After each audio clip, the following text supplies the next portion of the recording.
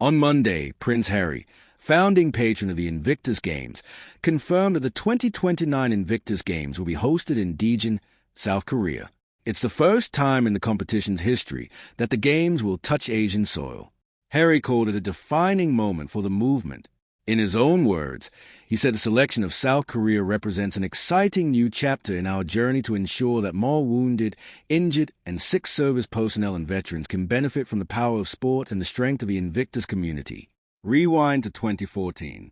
Prince Harry, fresh off 2 tours in Afghanistan, visits the Warrior Games in Colorado Springs. He watches wounded American servicemen and women compete. Some missing limbs, some fighting invisible battles with PTSD, and something in him shifts. He later said it was a moment he realized sport wasn't just recovery. It was identity. It was purpose. It was a reason to get out of bed in the morning when everything else had been taken from you. So he built his own version. The Invictus Games launched in London in 2014, and it became the one project that was entirely, unmistakably, his. Not the palace's, not the firm's, his. For a prince who spent years being defined as a spare, Invictus was the first thing he ever truly authored himself. Ever since Harry and Meghan stepped back from royal life in 2020, his ability to do work like this in the UK has been tangled up in one brutal, ongoing fight: security. Harry has spent years, and a small fortune in legal fees, battling the UK government body RAVEC over his taxpayer-funded protection.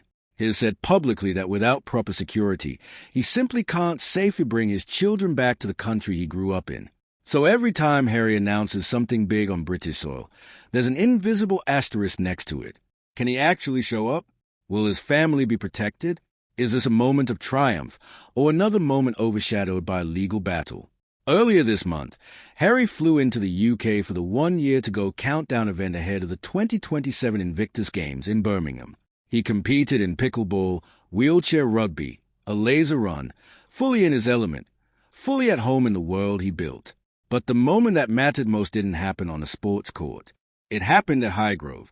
Harry reunited with his father, King Charles, and for the first time since 2022, his own children, Archie and Lilibet, saw their grandfather in person. Sources close to the family say Harry left that visit buoyed and energized.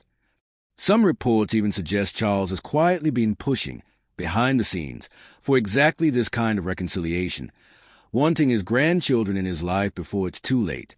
Despite the warmth between Harry and his father, the relationship between the two brothers remains, by most accounts, as frozen as ever. No sighting, no statement, no signal that William was even in the loop. So while headlines are calling this Harry's exciting new chapter, royal watchers are asking a sharper question. Is this real reconciliation, or is it a father quietly making peace with his son while a much deeper wound between brothers stays wide open? One side is genuinely moved, praising Harry for building something that now spans the globe, calling South Korea a milestone that proves Invictus has outgrown any one royal feud. The other side is more skeptical, pointing out that every time Harry makes a heartfelt announcement, it seems to land in the same news cycle as a family reunion, a security update, or a legal headline, and they're asking whether the timing is coincidence or strategy. South Korea wasn't the only country in the running. The demand to host the 2029 Games was, according to Harry's own team, at an Insight Index equals 2-1 all-time high. I'll cite, with bids pouring in from across the globe. That means Daejeon didn't just get picked. It won, beating out other nations for the right to host a movement that started as one grieving prince's idea in a hospital tent in Colorado. Think about that for a second. What began as a personal, almost private act of healing is now something entire countries compete to host. The spare who once felt like an afterthought inside his own family built something the whole world wants a piece of. Right now, Harry has 2 major Invictus chapters lined up, Birmingham in 2027.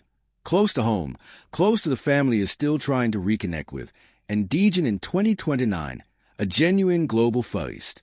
Behind the scenes, he's said to be continuing his push to reinstate his UK security, a fight that's far from over. And whispers of another Charles reunion are already circulating, with royal insiders hinting there could be more family moments to come before Birmingham even arrives. For now, though, the headline stands. An exciting new chapter, delivered by a man who spent his whole adult life writing his own story, one hard-won page at a time. because sources close to the palace are already hinting at what could come next, and it involves a decision from King Charles that could change everything about Harry's future in the UK. We'll be breaking that down in our next video, so make sure you're subscribed and have notifications turned on, because you will not want to miss it. If you enjoyed this deep dive into Harry's world, hit like, drop a comment telling me whether you think this is real reconciliation or just good PR, and I'll see you in the next one.